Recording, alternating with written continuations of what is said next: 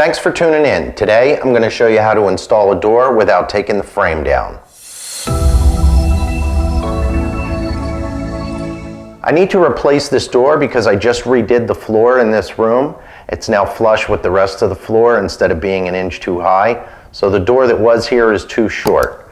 I'm going to show you how to install a slab door without tearing out all the molding and everything else and putting in a pre-hung door.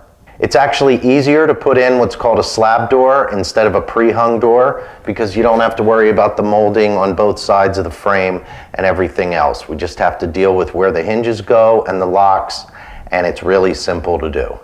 I'm going to be using this inexpensive template to use a router for the hinges. It's much easier than trying to do it with a chisel. This thing is not that expensive. You can buy this for way less than the difference in the price of buying a pre-hung door versus just a slab door. It comes with all different types of templates for strike plates, different size hinges, from a little tiny one to a great big one. I've had this thing for, I don't know, maybe 20 years. And I've used it, I can't tell you how many times. If you have some doors to replace, it's well worth it to buy this template kit. I have the old door sitting on top of the new door. It's much easier to just transfer the hinge positions like this. If you have to, you can measure from the jamb, but the door fit well. It was just too short at the bottom, so I'm just going to use this to transfer my hinge positions to the new door.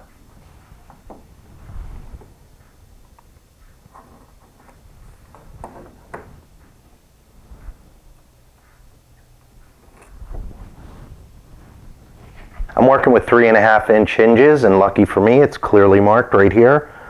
Stick that template into the frame. If I was using something else, I'd just pop this out and switch to a different one. You set your knobs on both sides to the thickness of your door, and then we attach this to the door. As we have our marks where we want our hinge, we set our template here, and you kind of have to center this by eye because the router bit has a bearing that's offset. But get that held in place, and then you can just screw this to the door.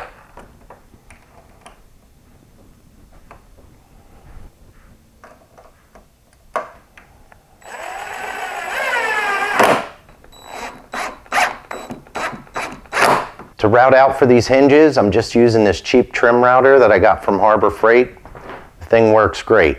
Any router is going to work, but these little trim routers are a lot easier to handle for this kind of work. To set the depth of cut for your hinge, put your hinge on top of the template, put your router on top of the hinge, and push down until your router bit hits the door. Tighten up your knob, and you're going to have the perfect depth of cut to have your hinges mount flush.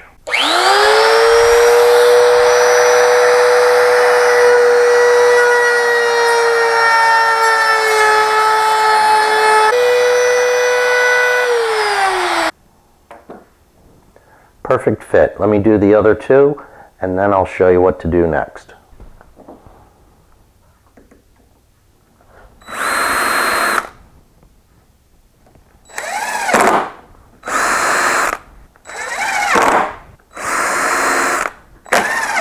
Once you get your hinges installed, then you can put it in place and drop the pins.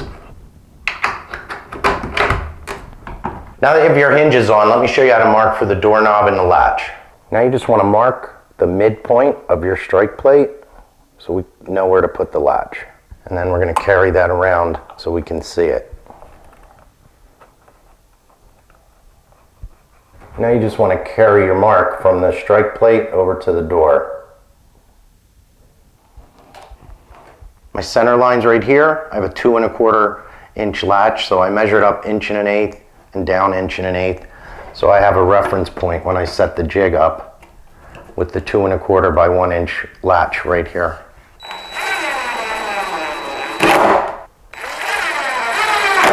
Just like with the hinges, you're going to use your latch to set the depth of cut by putting it up against here till the router bit hits the door.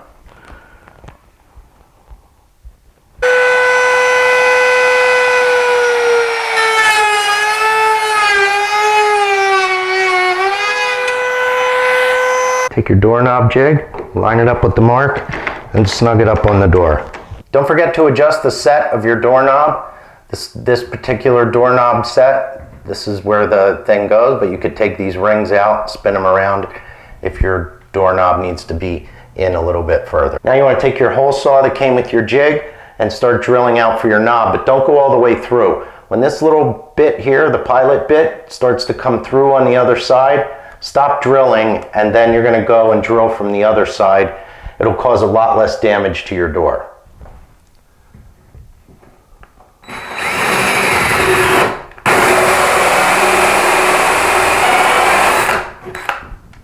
And as you're drilling, occasionally pull it out and let some of the sawdust out so it doesn't start burning and smoking.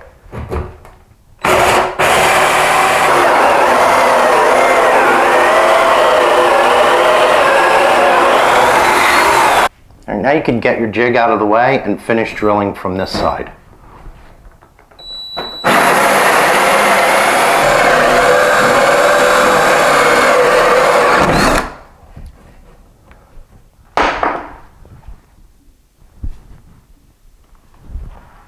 Now I need to put the jig back on so I can drill the hole this way for the latch.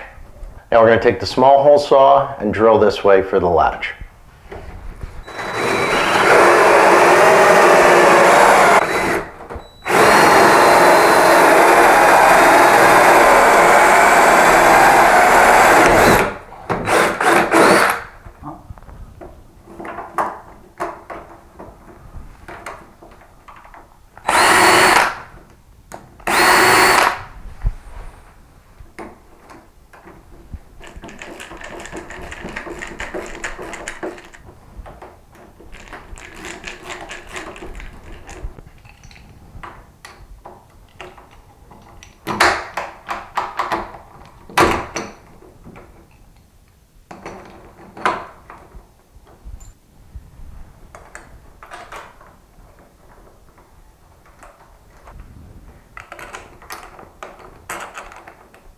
You'll notice as you move the knob up and down, the latch moves a little bit. You want to get the knob in the position where the latch is not pointing up or down, and then just snug these screws up.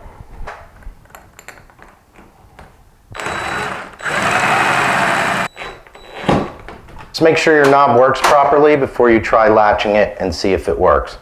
Good idea to have somebody on the other side of the door just in case you don't get stuck.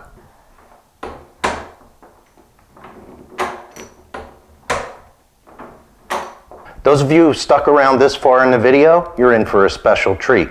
Now I'm going to show you how to install doorstop so your door doesn't rattle or it's not hard to close.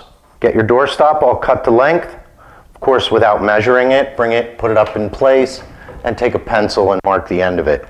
Get your brad nailer or staple gun, whatever you choose, and now I'll show you how to put this in so the door doesn't rattle and it closes properly. After you get your latch side doorstop just set in place, close your door and then push the door as if you're trying to open it, but don't turn the knob. You want to put a little bit of pressure on the latch. And then take your doorstop in the top corner and push it against the door while you're pushing the door. Put a little bit of pressure on it and then throw in a staple. Now you want to do the same thing at the bottom. Again, try and push the door open gently and push the doorstop up against the door at the bottom. Now open your door back up. Grab your handy dandy putty knife and put it against the doorstop and close the door again. This is going to bow the doorstop out like this, away from the door. So effectively the door is only touching at the bottom and the top. Throw in a staple, and then you can just check. You want to have a slight gap except for the bottom and the top. Put your top piece in and line it up in this corner, which is the latch side. Throw in a staple here. Then you want to do the same thing on the hinge side with your putty knife. Put it in there, close the door. Just make sure you have a slight gap. Now you can put your last piece in, lining it up here at the top. And then close your door and make sure you have a gap all along.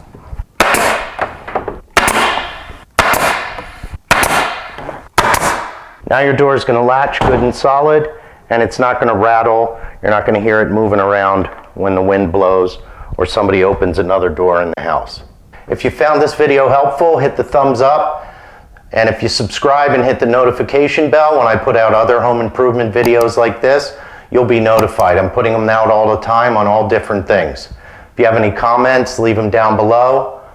And if you have any suggestions for something you'd like to see me do, put it in the comments down below. Thanks for watching.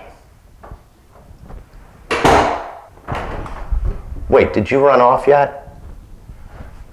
How many of you noticed that when I first routed the hinges, I routed them backwards? That's right, I wasn't paying attention. I should have flipped the other door around the other way. No big deal. I just ran it through the table saw and rerouted the hinges the proper way. Did you notice that? I noticed it, not until I carried it all the way upstairs and said, oof, that's not gonna work. Thanks for watching. Bye.